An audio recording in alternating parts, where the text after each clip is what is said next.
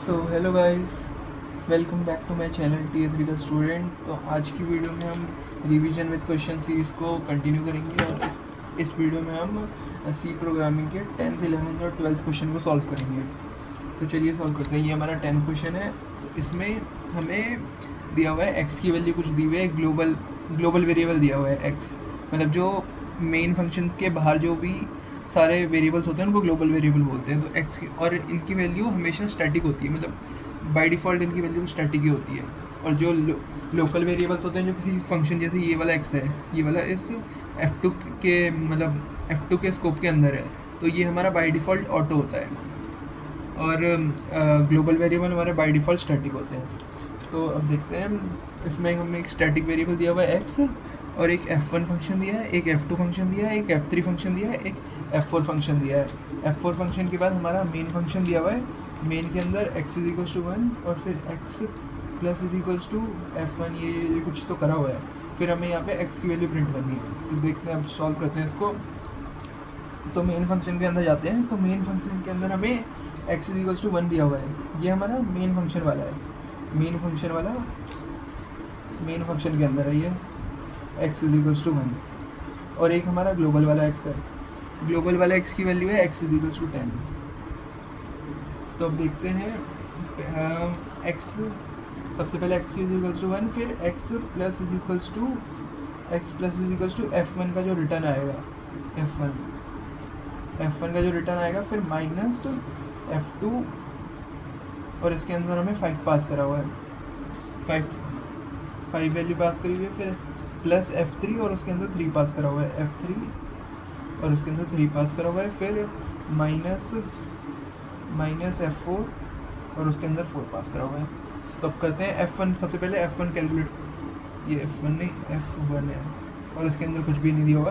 तो F1 की value सबसे पहले कैलकुलेट करते हैं। तो F1 हमें दिया हुआ है यहाँ पे। F1 के अंदर int x is equals to 25 और x प्लस प्लस और रिटर्न x। तो ये तो ईजी सही है। x की वैल्यू पहले 25 होगी, फिर इंक्रीमेंट हो जाएगी तो 26 हो जाएगी। तो ये हमारा F1 जो है वो हमारा 26 रिटर्न करेगा। फिर अब 26 माइनस F2 की देखते हैं। F2 के अंदर हमने 5 पास करा हुआ है, ये रहा F2 के अंदर 5 पास करेंगे तो जो 5 है वो y में जाएगा, लेकिन जो अंदर फंक्शन के अंदर वेरिएबल यूज़ हो रहा है वो x है। तो ये x वैल्यू कहाँ से लेगा? ये मेन फंक्शन वाला x वैल्यू लेगा या कौन सा x वैल्यू लेगा? मेन फंक्शन वाला लेगा, क्योंकि मेन फंक्शन वाला तो मेन के स्कोप के अंदर ही है और ये मेन के स्कोप के बाहर है। तो ये हमारा ग्लोबल वाला x की वैल्यू लेगा। तो ग्लोबल की x की वैल्यू हमारी 10 दी हुई है। ग्लोबल x की वैल्यू 10 थी, तो उसको मल्टीप्लाई बाय 10 कर देगा तो ये हमारी x की वैल्यू चेंज हो जाएगी। ग्लोबल हमारा बाय डिफ़ॉल्ट स्टैटिक होता है, तो ये 100 वैल्यू रिटेन रहेगी। मतलब ग्लोबल में अब x की वैल्यू 10 होकर 100 हो गई है। अब बाकी अगर कोई भी फंक्शन कॉल होगा उसमें ग्लोबल की वैल्यू आएगी तो वो 100 यूज़ होगी। तो अब देखते हैं, और इसमें रिटर्न करा है x प्लस प्लस। x को हमने इंक्रीमेंट कर दिया 101, लेकिन जो ये पोस्ट इंक्रीमेंट है तो पहले वाली x की वैल्यू यहाँ पे रिटर्न होगी, तो 100 रिटर्न हो जाएगा इससे।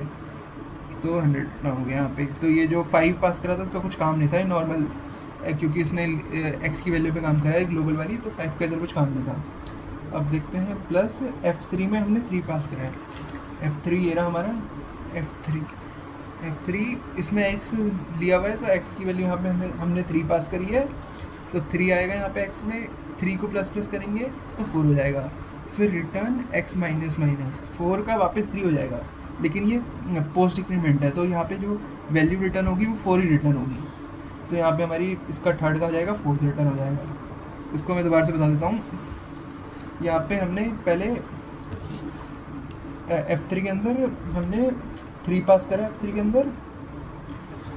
अंदर हमने 3 पास करा, फिर 3 को प्लस प्लस करा, 3 प्लस प्लस करा तो ये 4 हो गया। फिर रिटर्न में 3 माइनस माइनस 4 माइनस माइनस करा, लेकिन ये वो पोस्ट इंक्रीमेंट है तो ये जो 4th वाली वैल्यू है ये हमारी रिटर्न होगी, उसके बाद माइनस माइनस होगा। उसके बाद माइनस माइनस करने का कोई फ़ायदा नहीं है, क्योंकि इसका स्कोप तो ख़त्म हो गया। तो ये अब जो x की वैल्यू वो उड़ जाएगी। मतलब अब जब नया फंक्शन कॉल करेंगे, स्टैटिक वेरिएबल तो है नहीं, तो फिर ये नए से स्टार्ट होगा फिर, तो इसमें हमारा रिटर्न 4 हो जाएगा।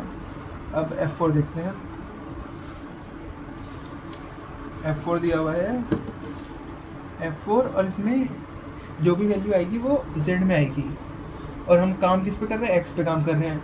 तो इसका कुछ लेना देना है नहीं, तो हम यहाँ पे 4 पास करें, इससे कुछ मतलब नहीं है, हम डायरेक्ट करते हैं। तो इसमें x की वैल्यू जो है वो ग्लोबल वाली आएगी। ग्लोबल में हमारा x 101 हो चुका था, अब 101 को माइनस करा, तो 101 को माइनस करा तो फिर ये 100 हो गया, फिर 100 को दोबारा से माइनस करा, ये 99 हो गया। मैं एक बता देता हूँ कॉन्सेप्ट। अगर हमें दिया हुआ है x माइनस माइनस, या दिया हुआ है माइनस माइनस एक्स, और ये मतलब दो, जैसे इधर 2 लाइनों में दिया हुआ है, तो हम इधर पोस्ट इंक्रीमेंट करें या प्री इंक्रीमेंट, पोस्ट इंक्रीमेंट करें, डिक्रीमेंट करें या प्री डिक्रीमेंट करें, तो इसका मतलब दोनों का काम सेम ही होगा इधर, क्योंकि इधर हम कुछ असाइन वसाइन तो कर नहीं रहे, तो इसलिए दोनों डिक्रीमेंट का ही काम करेंगे इधर। तो डिक्रीमेंट होकर हमारी 99 वैल्यू हो गई थी, और फिर इसने रिटर्न करा है प्लस प्लस एक्स। इस बार इसने प्री इंक्रीमेंट करा है, प्री इंक्रीमेंट करा है तो हमारी एक्स की वैल्यू 100 होगी, फिर जो न्यू वैल्यू होगी वो रिटर्न होगी, तो यहाँ पे हमारा 100 रिटर्न हो जाएगा। तो हमारा ये बन गया है। तो अब इसका 26 माइनस 100 प्लस 4 माइनस 100, तो इसको हमें सॉल्व करना है। 26 माइनस 100 करेंगे तो माइनस 74 आएगा, फिर प्लस 4 माइनस 100, तो ये माइनस 70 हो जाएगा, माइनस 100, तो इसका आउटपुट हमारा माइनस 170, तो 170 आ गया x। और ये यहाँ पे पूछा था x plus is equal to 170 है, तो x की वैल्यू, पहले x की वैल्यू 1 थी, तो x plus is equal to minus 170 करेंगे, तो x इज इक्वल टू हो जाएगा 1 माइनस 170, तो हमारी फाइनल x की वैल्यू आ जाएगी 169। फाइनल x की वैल्यू हमारी 169 हो गई है, वही प्रिंट करना है, तो इसका आउटपुट 169 हो जाएगा, 169 हमारा आंसर हो जाएगा। तो चलो अब नेक्स्ट क्वेश्चन चलते हैं। तो ये रहा हमारा 11th क्वेश्चन, ये MSQ क्वेश्चन है, तो इसमें एक से ज़्यादा ऑप्शन करेक्ट हो सकते हैं। तो अब देखते हैं क्या दिया हुआ है। तो हमें दिया हुआ है ax is equals to 10, a कुछ हो सकता है यहाँ पे, ये a दिया हुआ है यहाँ पे, फिर एक फंक्शन है फन नाम से, उसमें b x को मतलब खाली वो कर रखा है, डिक्लेयर कर रखा है, इनिशियलाइज नहीं करा, फिर x प्लस प्लस करा है, फिर रिटर्न x करा है। तो अब देखते हैं क्या दिया हुआ है। फिर नीचे मेन फंक्शन दिया हुआ है, उसमें फन प्लस फन दिया हुआ है, फिर a plus is equals to fun और फिर प्रिंट a। तो अब देखते हैं ऑप्शन क्या दिए हुए हैं इसमें। ऑप्शन इसमें दिए हुए हमें, if a is equals to auto int then output is error. a कहाँ पे, a हमारा यहाँ पे है, a जो है हमारा ग्लोबल वेरिएबल है, और ग्लोबल वेरिएबल कभी भी ऑटो नहीं हो सकता। ग्लोबल वेरिएबल हमारे हमेशा स्टैटिक ही हो सकता है। ग्लोबल वेरिएबल को अगर हम ऑटो बनाएंगे ग्लोबल वेरिएबल को, तो वो एरर देगा। ग्लोबल को अगर हम ऑटो बनाएंगे तो वो एरर दे देगा। और इस क्वेश्चन में हम पूछा है कि which of the following are incorrect वाले पूछे, तो ये भी एक बार क्वेश्चन में पढ़ लेना चाहिए ढंग से कि करेक्ट पूछा है इनकरेक्ट पूछा है। तो इसमें हमें इनकरेक्ट पूछा है, तो पहला ऑप्शन तो एरर देगा, तो ये ऑप्शन तो सही है, तो ये हमारा आंसर नहीं होगा, ये करेक्ट है। और फिर दूसरा ऑप्शन है, अगर ए स्टैटिक इंट है तो आउटपुट में एरर आएगा। ए को हम स्टैटिक बना सकते हैं, स्टैटिक में कोई प्रॉब्लम नहीं होगी, तो इसमें दिया हुआ है कि आउटपुट एरर आएगा, तो एरर नहीं आएगा। तो एक तो बी ऑप्शन हमारा करेक्ट हो गया, मतलब बी ऑप्शन इनकरेक्ट है और हमारा आंसर हो गया। फिर सी में दिया हुआ है, if A is equals to int और B is equals to auto int then output is error. If A is equals to int दिया हुआ है, तो इंट दिया हुआ है तो वो बाय डिफ़ॉल्ट स्टैटिक हो जाएगा, तो ये तो करेक्ट है। फिर यहाँ पे बी को दिया हुआ है, बी दिया हुआ है ऑटो इंट हम जो हमारा मतलब लोकल वेरिएबल्स होते हैं वो बाय डिफ़ॉल्ट ऑटो देते हैं, तो हम यहाँ पे ऑटो लिखें या ना लिखें एक ही बात है, तो इसमें कुछ एरर नहीं आएगा, इधर भी कुछ एरर नहीं आएगा, बाकी कोड भी पूरा सही है, तो इसमें कुछ भी एरर नहीं आएगा। तो ये हमारे जो सी वाला ऑप्शन है वो भी इनकरेक्ट है, तो वो भी हमारा आंसर होगा, तो इसका एक और आंसर हो जाएगा सी। अब देखते हैं नेक्स्ट ऑप्शन हमें दिया हुआ है, if A is equals to int and b is equals to static int then output is error. A is equals to int देंगे तो वो तो सही है, यहाँ पे a is equals to int दे सकते हैं। फिर b is equals to static int, तो जो हमारा लोकल वेरिएबल होता है उसको हम स्टैटिक बना सकते हैं, बट ग्लोबल वेरिएबल को ऑटो नहीं बना सकते। जो स्टैटिक है वो लोकल भी बन सकता है, लोकल वेरिएबल भी स्टैटिक बन सकता है, ग्लोबल वेरिएबल भी स्टैटिक बन सकता है, लेकिन जो ऑटो है वो खाली लोकल वेरिएबल बन सकता है, ग्लोबल वेरिएबल को हम ऑटो नहीं बना सकते। तो ये स्टैटिक इंट, तो आउटपुट इज एरर, तो ये भी स्टेटमेंट हमारी गलत है, तो एक हमारा डी भी आंसर हो जाएगा। बी सी डी आंसर हो गया अभी तक। और फिर ई में दिया हुआ है अगर ए इंट है और बी भी इंट है तो आउटपुट 3 है। और एफ में दिया हुआ है if A is equal to int और B is equal to static int then output is 3। तो अब सॉल्व करके देखना पड़ेगा इसके लिए। तो सॉल्व करते हैं। तो हमारा दिया हुआ है ई ऑप्शन में दोनों के दोनों इंट हैं, तो अब करके सॉल्व करके देखते हैं। A is equals to fun plus fun, A is equals to fun plus fun. तो पहले वाले फन की वैल्यू क्या आएगी देखते हैं। इधर हमने डाला बी,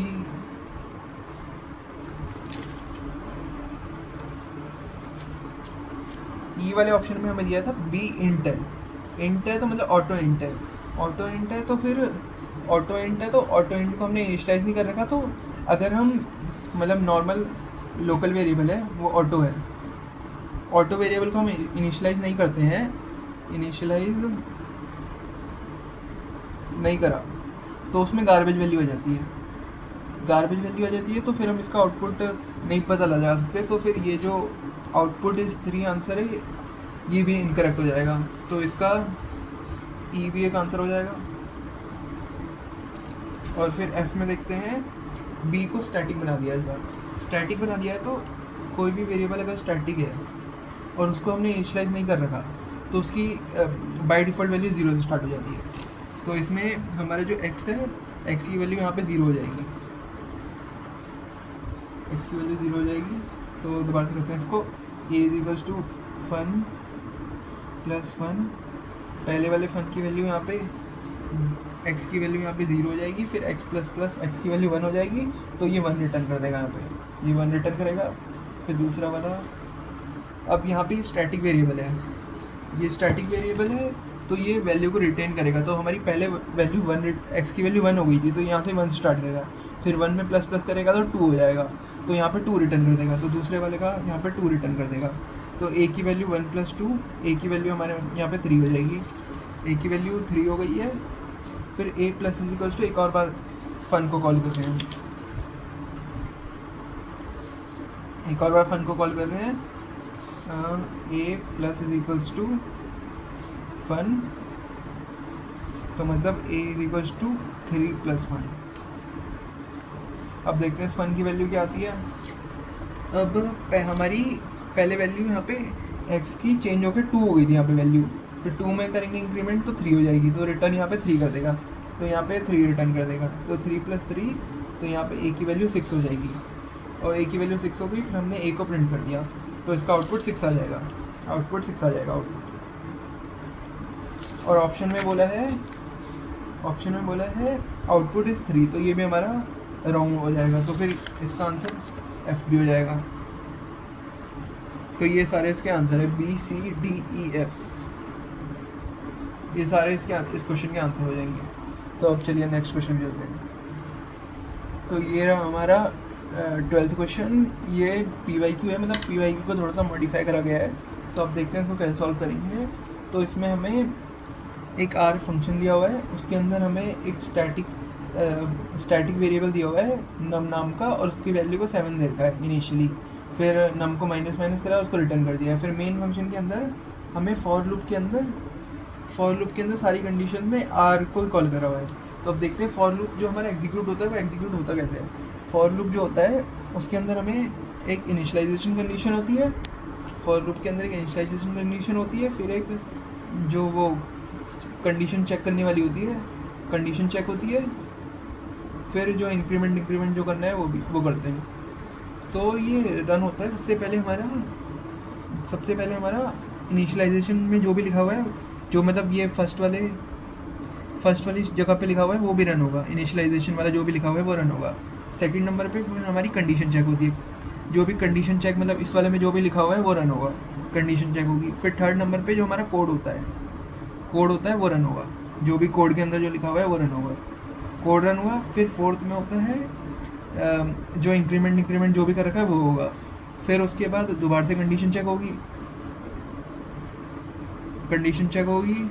फिर दोबारा से कोड रन करेगा, फिर दोबारा से इंक्रीमेंट होगा, ऐसा होता रहेगा जब तक कंडीशन हमारी फॉल्स नहीं हो जाती, टिल कंडीशन फॉल्स। जब तक कंडीशन फॉल्स नहीं हो जाए तब तक ये होता रहेगा।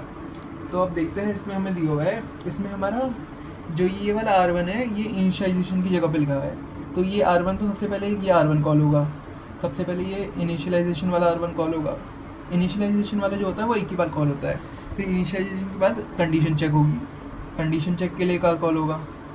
कंडीशन चेक हुआ, फिर कोड रन हुआ, कोड रन हुआ तो इसमें हमारा a = 1 है। कोड रन में कोड लिख देते हैं अभी यहाँ पे, कोड रन हुआ यहाँ पे हमारा, कोड रन हुआ, फिर कोड रन हुआ तो फिर इंक्रीमेंट होगा, फिर इंक्रीमेंट वाला होगा, इंक्रीमेंट हुआ उसके बाद कंडीशन चेक होगा, यहाँ पे कंडीशन चेक वाला होगा, फिर कंडीशन चेक हुआ, फिर दोबारा से कोड रन होगा, दोबारा से कोड रन होगा, कोड रन होगा, फिर इंक्रीमेंट होगा, फिर कंडीशन चेक होगा, फिर दोबारा से कोड रन होगा, फिर ऐसे ऐसे होता रहेगा। तो अब देखते हैं सबसे पहले जो भी हमारा R फंक्शन है वो रन होगा तो क्या होगा। R फंक्शन है 7 वैल्यू है, एक नम वेरिएबल बना लेते हैं यहाँ पे, नम, और इसकी इनिशियल वैल्यू 7 है। तो जब पहली बार रन होगा तो 7 होगी, फिर वो पोस्ट डिक्रीमेंट हो रही है, पोस्ट डिक्रीमेंट हो रही है तो 7 का 6 तो हो जाएगा, लेकिन जो हमारी पहले वाली वैल्यू है वही रिटर्न होगी, तो यहाँ पे 7 रिटर्न होगा। तो ये जो रिटर्न है उसको हम कहीं सेव वगैरह तो कर नहीं रहे, तो इसका रिटर्न का कुछ फ़ायदा नहीं है। तो ये रन हो गया, तो यहाँ पे हमारी वैल्यू 6 हो गई। फिर दूसरा वाला कंडीशन चेक वाला रन होगा, कंडीशन चेक वाला रन होगा तो उसमें हमारा वैल्यू है यहाँ पे हमारी 5 हो जाएगी, और ये रिटर्न 6 करेगा। 6 को हम कहीं सेव तो कर नहीं रहे, तो उसका भी कुछ फ़ायदा नहीं है। फिर अब कोड रन होगा, कोड रन करते हैं अब हम, जो हमारा कोड है उसमें दिया हुआ है, जो हमारा कोड है उसमें दिया हुआ है a = 1 और फिर a + ये, तो a = 1 हुआ है यहाँ पे हमारा, a = 1, फिर a में हमने क्या करा है, a + printf ऑफ %d और r फंक्शन को पहले रन करते हैं। r फंक्शन को अब रन करेंगे तो r फंक्शन की वैल्यू 4 हो जाएगी, और रिटर्न क्या करेगा, रिटर्न 5 करेगा। तो इधर हमारा 5 रिटर्न हुआ है, 5 रिटर्न हुआ है तो प्रिंट 5 हो जाएगा, वो रिटर्न 5 हुआ है, वो 5 हुआ है तो प्रिंट यहाँ पे 5 हो जाएगा। तो प्रिंट में हमारा सबसे पहले 5 प्रिंट हो जाएगा, यहाँ पे प्रिंट में हमारा 5 प्रिंट हो जाएगा। और जो प्रिंटफ फंक्शन होता है वो हमारा रिटर्न करता है कि हमने कितने नंबर ऑफ कैरेक्टर्स जो प्रिंट हुए हैं वो रिटर्न करता है। तो यहाँ पर हमारा 5 प्रिंट हुआ है, तो ये एक ही कैरेक्टर हुआ, तो यहाँ पे ये जो प्रिंटफ है वो 1 रिटर्न करेगा, और 1 जो है वो ये a + 1 हो जाएगा, तो ये a + 1 हो जाएगा। तो a की वैल्यू हमारी यहाँ पर 2 हो जाएगी, 2 हो जाएगी। फिर ये कोड रन कर गया, ये कोड भी रन कर गया यहाँ पे।